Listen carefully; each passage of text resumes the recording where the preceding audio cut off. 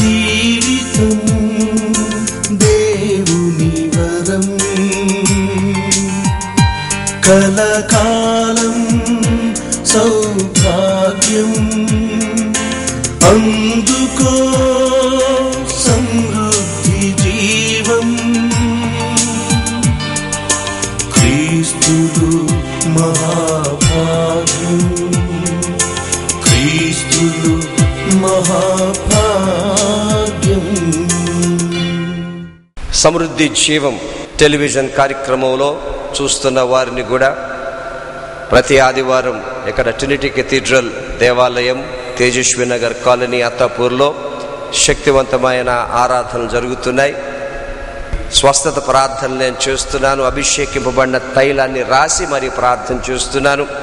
అనేక మంది స్వస్థతలు పొందుతున్నారు, ఆశీర్వాదాలు పొందుతున్నారు.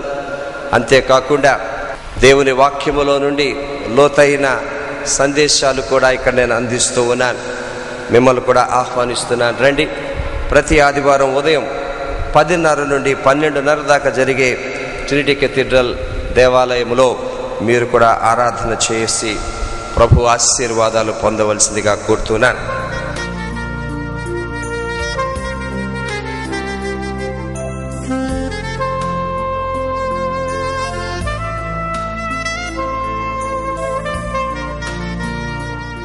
రండి, పాల్గొనండి, దైవాశీస్సులు పొందండి.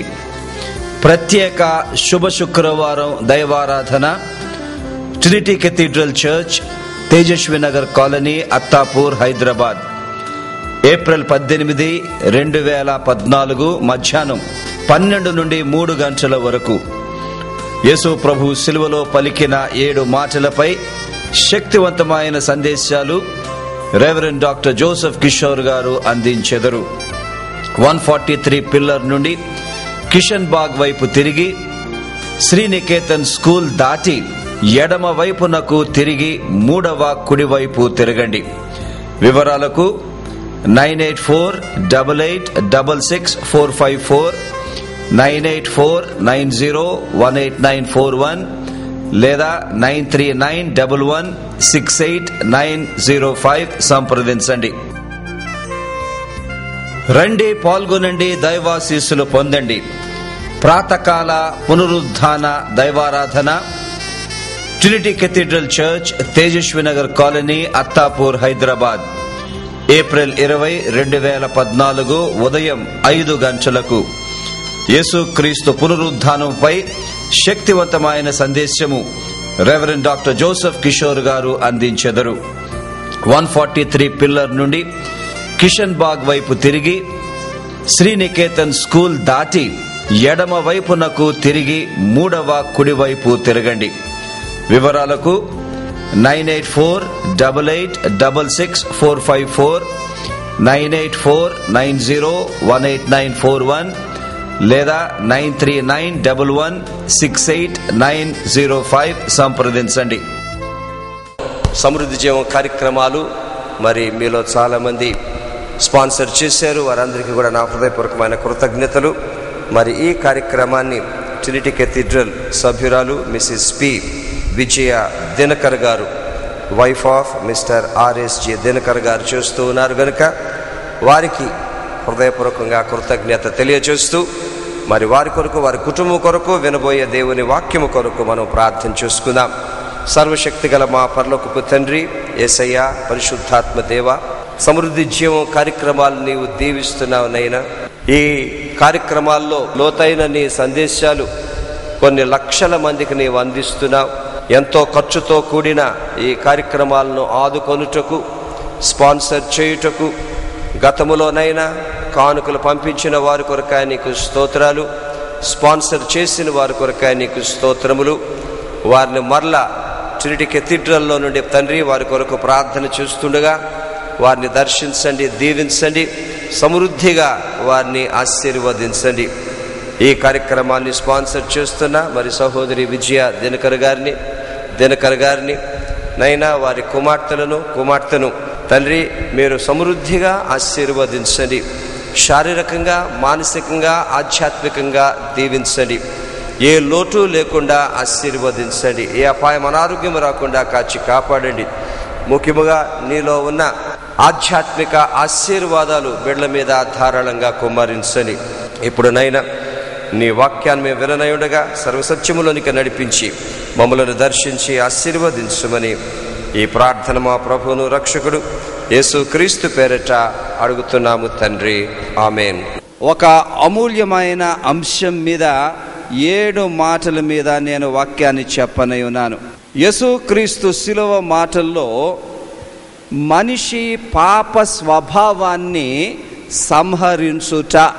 ఆ శిలువలో యేసు ప్రభు ఏం చేశారంటే ఎన్నెన్నో కార్యాలు చేశారు. కానీ మనిషిని వేధిస్తూ పీడిస్తూ ఉన్న పాప స్వభావాన్ని శిలువ వేసి దాని స్థానములో పరిశుద్ధ స్వభావాన్ని విడుదల చేశారు. ఇది బ్యూటీ అన్నమాట. చూడండి దేవుని వాక్యం, తీతు పత్రిక 2వ అధ్యాయము 14వ వచనము. ఆయన సమస్తమైన దుర్నీతి నుండి మనలను విమోచించి, అంటే పాప స్వభావం, సత్క్రియల యందు ఆసక్తి గల ప్రజలుగా, అంటే పరిశుద్ధ స్వభావం, తన కోసరము పవిత్రపరచుకొని తన సొత్తుగా చేసుకొనుటకు తన్ను తానే మన కొరకు అర్పించుకొనెను. నేను చెప్పాలన్నవన్నీ కూడా ఈ ఒక్క వాక్యములో వచ్చేసాయి.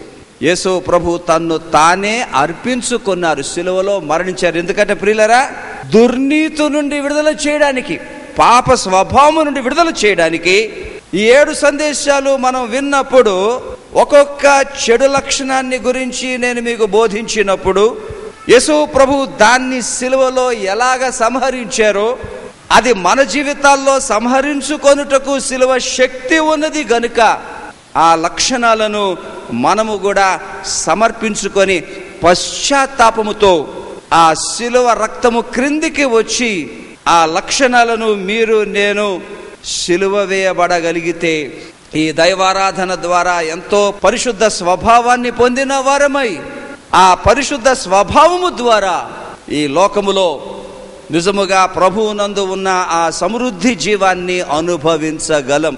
4వ మాటకొద్దాం. మత్తయి సువార్త 27వ అధ్యాయము 46వ వచనము. ఇంచుమించు 3 గంటలప్పుడు యేసు ఏలీ ఏలీ లామా సబక్తాని అని బిగ్గరగా కేకవేసెను.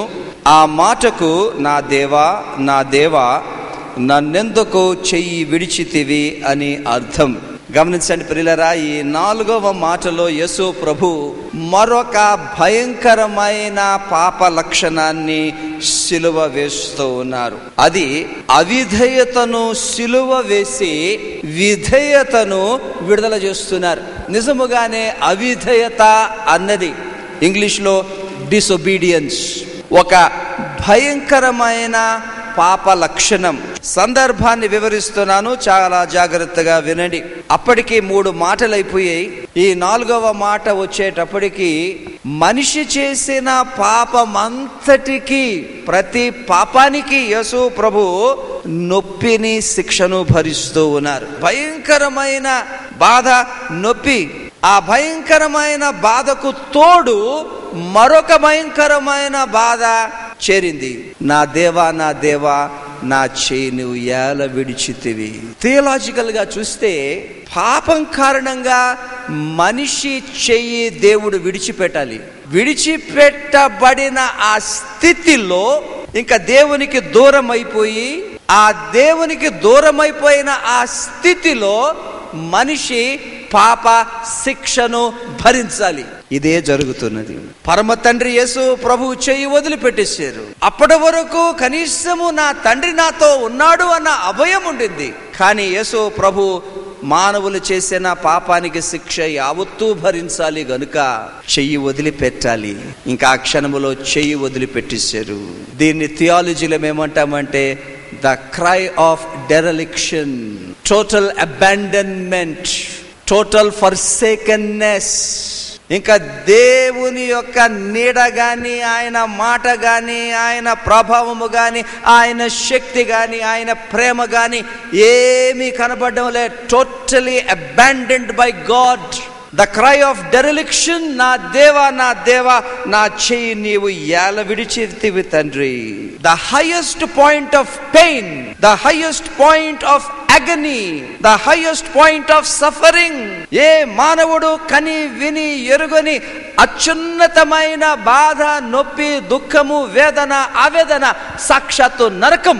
యేసు ప్రభు ఒక మనిషిగా మన వంటి స్వభావముతోనే సిలువలో మరణిస్తున్నారు, మర్చిపోదు.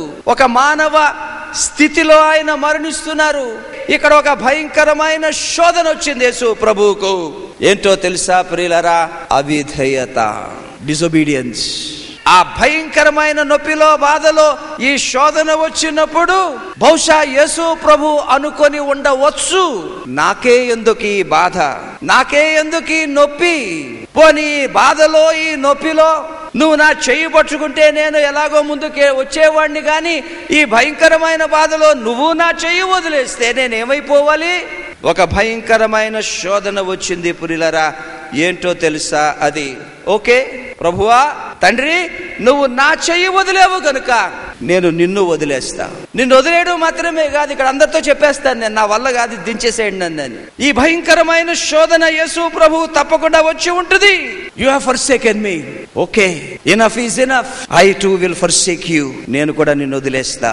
వెరీ న్యాచురల్ హ్యూమన్ రియాక్షన్ వచ్చింటది యేసు ప్రభు. గాని ప్రియులారా, ఆ శోధన వచ్చినప్పుడు ఆ శోధనలో ఆయన పడకుండా ఆ సిలువలో అవిధేయత అన్న ఈ భయంకరమైన శోధన ఆయన సిలువ వేశారు గనుక దాని స్థానములో అద్భుతమైన విధేయతను విడుదల చేశారు. Praise the lord.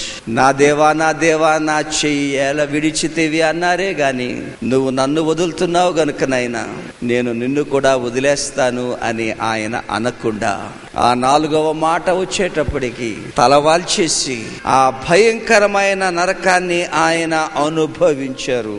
వినండి, దైవ చిత్తానికి 100% పాళ్ళు సమర్పించుకున్నారు. మీకు నాకు అర్థం కాదు ప్రియులారా, ఏమిటా దైవ చిత్తం?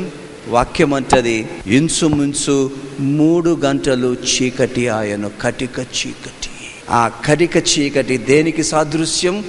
నరకానికి సాదృశ్యం. Total obedience to the will of God. Not 1 second, not 2 seconds, not 1 minute, but 3 hours. Total surrender, obedience. He has never rebelled, was never disobedient.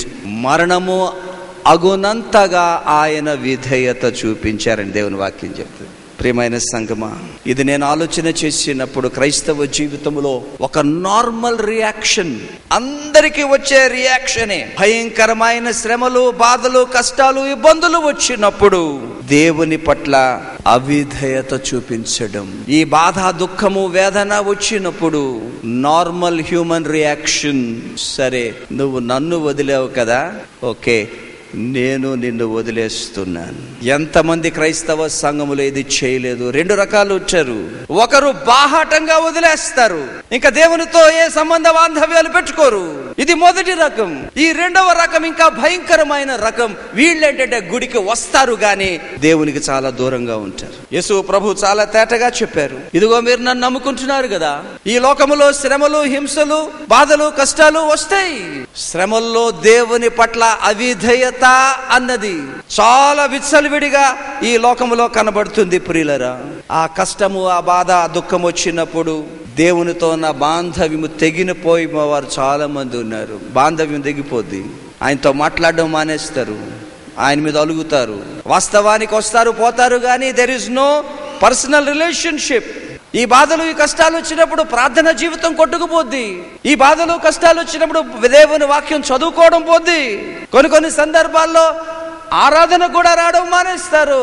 కొన్ని సందర్భాల్లో ఆరాధనకు వచ్చిన పాల్గొనరు. నా కళ్ళారా చాలా మందిని చూశాను నేను. నువ్వు నాకు ఇలా చేస్తావు కదా, చూసుకో నేను నీకేం చేస్తాను. నా కానుకలు ఇవ్వడం మానేస్తాను నీకు, దశమ భాగం ఇవ్వడం మానేస్తాను నీకు. మత్తయి సువార్త 10వ అధ్యాయములో ఒక ప్రాముఖ్యమైన వాక్యాన్ని మీకు వినిపిస్తున్నాను.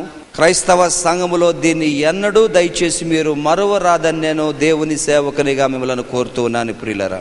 మత్తయి సువార్త 10వ అధ్యాయం 28వ వచనం, మరియు ఆత్మను చంపనేరక దేహమనే చంపువానికి భయపడుకుడి గాని ఆత్మను దేహమును నరకములో నశింప చేయగల వానికి మిక్కులి భయపడుడి. ఇక్కడ యేసు ప్రభు ఏమంటున్నారంటే, ఈ వాక్యం మీకు నేను చెప్పాలంటే వినండి. సైతాను శరీరానికి శ్రమలు కలిగించి మన ఆత్మను దొంగిలిస్తాడు. ఎలాగా? ఎప్పుడైతే శ్రమలు వచ్చాయో, కష్టాలు వచ్చాయో, ఇబ్బందులు వచ్చాయో, ఇదిగో నీవు నన్ను వదిలేవు కనుక నేను కూడా నిన్ను వదిలేస్తున్నాను అని అంటే, నీ శరీరమే కాదు సర్వనాశనం అయ్యేది, నీ ఆత్మ కూడా నరకములో సర్వనాశనం అవుద్ది. సైతాన్ చంపేస్తాడు. జాగ్రత్త. దేవుని సేవకునిగా, మీ శ్రేయస్సు కోరిన వానిగా, మిమ్మలను అధికముగా ప్రేమించేవానిగా ఒక్క మాట చెప్తున్నాను వినండి.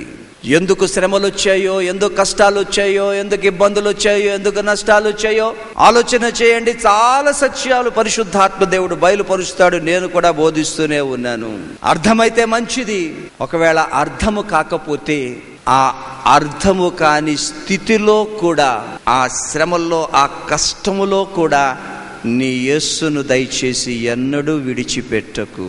వాస్తవానికి ఎవరు రక్షణ పోగొట్టుకోలేరు ప్రియులరా. ఎవరు రక్షణ పోగొట్టుకుంటారో తెలుసా? యేసును వదిలేసేవారే రక్షణ పోగొట్టుకుంటారు. యేసు ప్రభు ఆ సిలువలో ఆ భయంకరమైన అవిధేయతను సిలువ వేశారు గనుక దాని స్థానములో అద్భుతమైన విధేయత.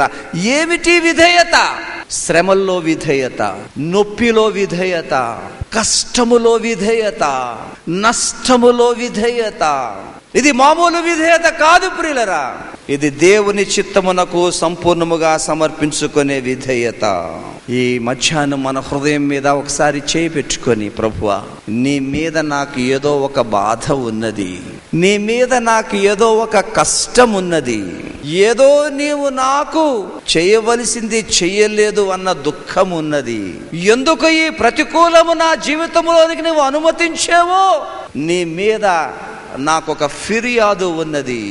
దాని కారణంగా నేను నిన్ను ప్రేమించవలసినంతగా ప్రేమించడం లేదు, నిన్ను వెంబడించవలసినదిగా వెంబడించడం లేదు, నిన్ను ఘనపరచవలసినంతగా ఘనపరచడం లేదు, నన్ను నేను నీకు సమర్పించుకున్నంతగా సమర్పించుకోవడం లేదు.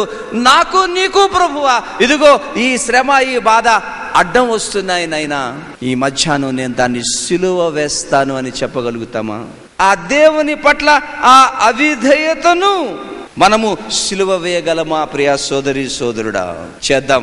చివరిలో నేను ప్రార్థన చేయిస్తాను. కానీ శ్రమల్లో సహితము అవిధేయత ఉంటే, ఏ కారణంగానైనా, ఏ విషయములోనైనా, ఎంత మట్టుకైనా దేవునికి గాని, విశ్వాసానికి గాని, సంఘానికి గాని, ప్రార్థనకు గాని, క్రైస్తవ సహవాసానికి గాని దూరం అయిపోతూ ఉన్న ఎడల, ఆ చెయ్యి విడిచేస్తూ ఉన్న ఎడల, it's a very dangerous situation. అవిధేయత వెరీ డేంజరస్. ప్రభువా, నాకు నైనా విధేయత నేర్పించు తండ్రి. యెషయా 1వ అధ్యాయం 19వ వచనం, మీరు సమ్మతించి నా మాట విని ఎడల విధేయత, మీరు భూమి యొక్క మంచి పదార్థములను అనుభవింతురు.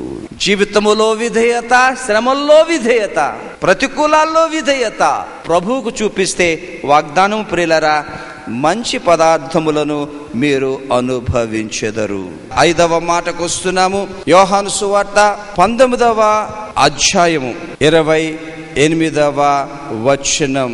అటు తర్వాత సమస్తమును అప్పటికి సమాప్తమైనదని యేసు ఎరిగి, లేఖనము నెరవేరునట్లు నేను దప్పిగొనుచున్నాను అనెను. ఈ 5వ మాటలో యేసు ప్రభు మరొక భయంకరమైన పాప లక్షణాన్ని సిలువ వేస్తున్నారు. దాన్ని ఏమంటున్నామనంటే, ఇది కూడా ఆతోనే స్టార్ట్ అవుతుంది. అపేక్షను సిలువ వేసి దివ్యకాంక్షను విడుదల చేశారు. అద్భుతమైన మాట. ముమ్మాటికి ప్రియులరా, ఇది భౌతిక దాహం, physical thirst, there is no doubt about it. కానీ ఆ ఫిజికల్ థర్స్ట్ లో యేసు ప్రభు మరొక భయంకరమైన దాహము. ఏమిటి ఆ భయంకరమైన దాహము? వినడానికి విడ్డూరంగా ఉంటది కానీ వివరిస్తాను. వాస్తవ్యం, పాపములో పడగలిగిన దాహం, పాప శోధనలో పడగలిగిన దాహం. కానీ యేసు ప్రభు ఆ పాప దాహము అన్న శోధనకు గురి కాకుండా ఆ సిలువలో ఆ దప్పికలోనే ఆయన కొనసాగారు. ఇక 5వ మాటకు వచ్చేటప్పటికి, నేను దప్పికొని ఉన్నాను. దాహం ఇస్తే ఎవరన్నా నీళ్ళు ఇస్తారు. అందుకు వారు ఏం చేశారంటే, ఒక చిరకను తీసుకొని దానిలో మత్తుగా ఉన్న ద్రాక్షారసాన్ని పోసి ఆయన నోటికి అందించారు. ఆయన చిరకను పుచ్చుకున్నారు గాని ఆ మత్తు పదార్థాన్ని ఆయన స్వీకరించలేదు. ఎందుకు? ఆ మత్తు పదార్థాన్నే గాని యేసు ప్రభు స్వీకరించి ఉంటే ఆ శిలువ నొప్పిని భరించకుండా శరీరములో ఒకలాంటి మత్తు వచ్చేసేది. ఎప్పుడైతే శరీరములో ఒకలాంటి మత్తు వచ్చేసిందో ఆయన మనుషుల పక్షంగా పాప శిక్షను పూర్తిగా భరించి ఉండేవారు కాదు. ఆ 5వ మాటలో కూడా పాపములో పడిపోయే ఈ భయంకరమైన శోధన వచ్చింది.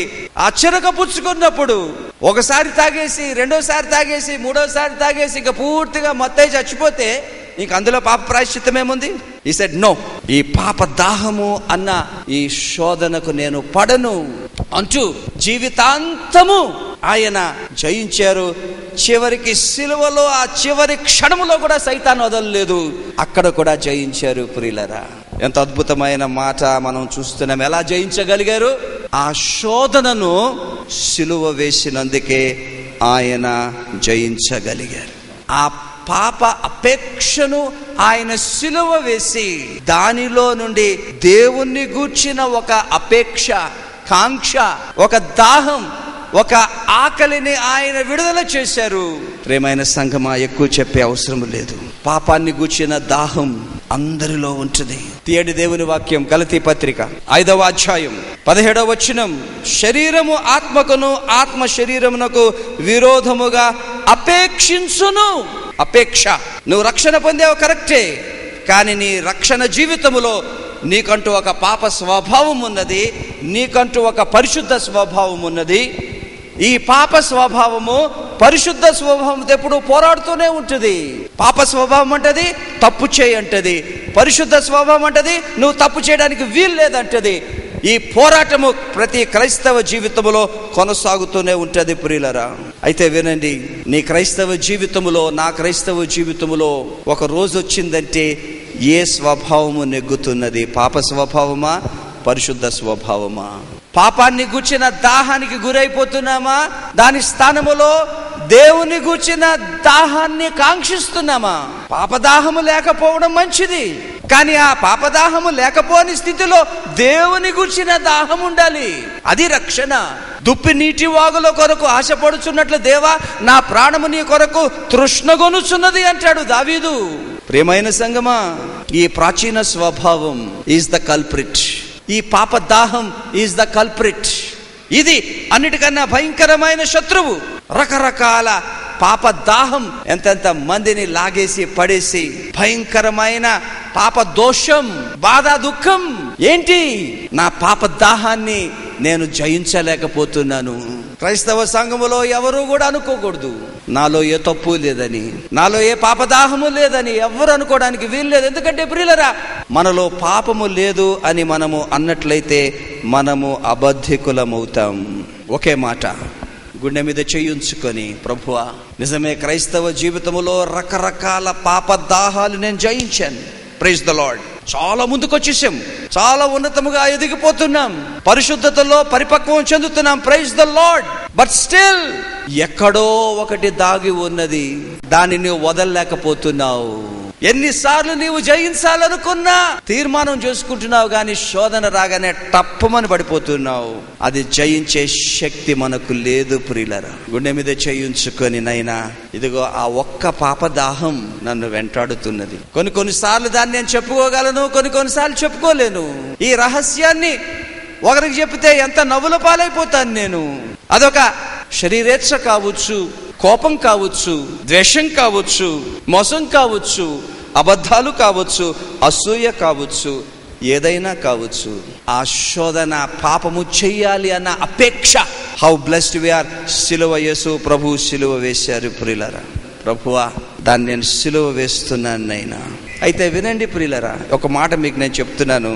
మన పాపదాహం దైవదాహానికి ఎప్పుడో అడ్డం వస్తుంది. సైతాను పాపదాహం ఎందుకు పెడతాడు?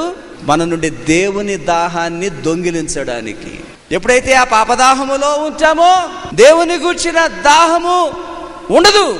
ఆ పాపదాహాన్ని సిలువ వేస్తేనే తప్ప దేవుని గూర్చిన దాహం మనలోనికి రాదు. ప్రియులారా, ఒక మంచి వాక్యం చూపిస్తున్నాను వినండి. యోహాను సువార్త 4వ అధ్యాయం 14వ వచనం. నేనిచ్చు నీళ్లు త్రాగు వాడెప్పుడును దప్పికొనుడు. అంటే పాపదాహం తీరుతుంది, తీరి ఆగిపోదు. దాని స్థానములో నేను వానికిచ్చు నీళ్లు నిత్య జీవమునకై వానిలో ఊరిడి నీటి బుగ్గగా ఉండునని ఆమెతో చెప్పాను. ఎవరి నీళ్లు? నేనే, దేవుణ్ణి. నీలోనికి వచ్చేస్తే దేవుణ్ణి గూర్చిన దాహం నీ జీవితంలో నేను తీరుస్తాను. ఇది ఊరిడి నీటి బుగ్గ. రోజు రోజుకి ఈ దేవుని ద్వారాన్ని ఆకలి దప్పులు తీర్చుకునే మహాభాగ్యం. అంతేకాదు, ఈ లోకములో ఈ జీవజలాలు, ఈ జీవాహారము నా ద్వారా నువ్వు పుష్కలముగా ఈ ఆధ్యాత్మిక దాహాన్ని, ఆకలిని పూర్తిగా తీర్చుకున్న తర్వాత ఒకనాడు ఇది నిత్య జీవానికి కూడా నిన్ను తీసుకొని వెళ్తుంది. లేచి నిలబడండి ప్రియులారా, చిన్న సమర్పణ ప్రార్థన చేసుకుందాం. సర్వశక్తి గల మా పరలోకపు తండ్రి, నిజముగా పాప స్వభావములో ఉండే ఒక భయంకరమైన శోధన, కష్టము రాగానే నీ పట్ల అవిధేయత చూపించడం. ఇదిగో నీ సేవకులుగా, నీ ప్రజలుగా శ్రమలో సహితము ప్రతి అవిధేయతనునైనా మేము సిలువ వేస్తూ ఉన్నాం. నీ సిలువలోనికి సిలువ వేస్తూ ఉన్నాం. దాన్ని హతమార్చండి. సిలువలోనైనా పాప అపేక్షను నీవు పాపములో పడకుండా సిలువ వేసినందుక నీకు స్తోత్రాలు ప్రభువా. ఇదిగోనైనా మేము కూడా నీ సంఘముగా మమ్మలను వెంటాడుతున్న ప్రతి పాప దాహాన్ని సిలువ వేస్తూ ఉండగా దాన్ని నీవే సంహరించి దాని స్థానములో ప్రభువా, ఓ యేసయ్య, నిన్ను గూర్చిన దాహాన్ని మా జీవితాల్లో అధికము చేసి ఆశీర్వదించమని యేసు ప్రభు నామములో ప్రార్థన చేస్తున్నాము తండ్రి, ఆమేన్. ఈ ఉదయం మేము మీకు అందించిన సమృద్ధి జీవం ఆధ్యాత్మిక కార్యక్రమము దీవెనకరంగా ఉండిందని నమ్ముతున్నాము. సమృద్ధి జీవం సభ్యులందరికీ నా హృదయపూర్వకమైన కృతజ్ఞతలు. మరి మీరు చేస్తున్న ప్రార్థనలు, మీరు పంపిస్తున్న కానుకలు, సహకరిస్తున్న రీతిని బట్టి సమృద్ధి జీవములో స్వచ్ఛమైన, స్పష్టమైన, నిర్దిష్టమైన దేవుని వాక్యం కొన్ని లక్షల మంది వింటున్నారు ప్రియులరా. మరి మీలో చాలామంది క్రమంగా మీ కానుకలు పంపిస్తున్నారు, మా కృతజ్ఞతలు. కొంతమంది చాలా వెనకబడి ఉన్నారు. ఆ రకంగా మీరు చేస్తే ఈ కార్యక్రమాలు కొనసాగించడానికి కష్టం కలుగుతుంది. గనుక సభ్యులుగా చేరిన వారందరూ కూడా దయచేసి మీ కానుకలు క్రమంగా పంపించి ఈ సమృద్ధి జీవం కార్యక్రమాలను మీరు బలపరచవలసిందిగా కోరుతున్నాను. అలాగే ప్రియులరా, మరి మీలో చాలామందిని ప్రభు చాలా దీవించారు, పుష్కలంగా ఆశీర్వదించారు. ప్రభు మీకు ఇచ్చిన దీవెనలను బట్టి సమృద్ధి జీవములో మీరు ముందుకొచ్చి ఒక కార్యక్రమాన్ని స్పాన్సర్ చేయాలని దేవుని సేవకునిగా మిమ్మల్ని నేను ఆహ్వానిస్తున్నాను. మరి మీరు స్పాన్సర్ చేస్తే శక్తివంతమైన దేవుని వాక్యం, రక్షణ సువార్త లక్షల మంది విని దేవుని రాజ్యములోనికి చేరి ఆశీర్వాదాలు పొందుతారు. మనము దేవుని కార్యాలు నెరవేర్చినప్పుడు దేవుని ఆశీర్వాదాలు మనకు పుష్కలంగా లభిస్తాయి. తలలు వంచండి, ఆశీర్వాదం చెప్తాను. ఇప్పుడు మన తండ్రి అయిన దేవుని ప్రేమ, ప్రభు అయిన యేసు క్రీస్తు కృప, పరిశుద్ధాత్మ దేవుని అన్యోన్య సహవాసం సమృద్ధి జీవం చూసిన బిడ్డలందరికీ, క్రైస్తవ సంఘానికి, క్రొత్త నిబంధన క్రీస్తు సంఘానికి, మన రాష్ట్రానికి, భారతదేశానికి ఇప్పుడు సదాకాలము తోడుగా ఉండను గాక. ఆమేన్. మీ ప్రార్థన విజ్ఞాపనలకు, కానుకలకు మా చిరునామా సమృద్ధి జీవం 152/3RT, విజయనగర్ కాలనీ, హైదరాబాద్ 500057. మా టెలిఫోన్ నంబరు 04020023554.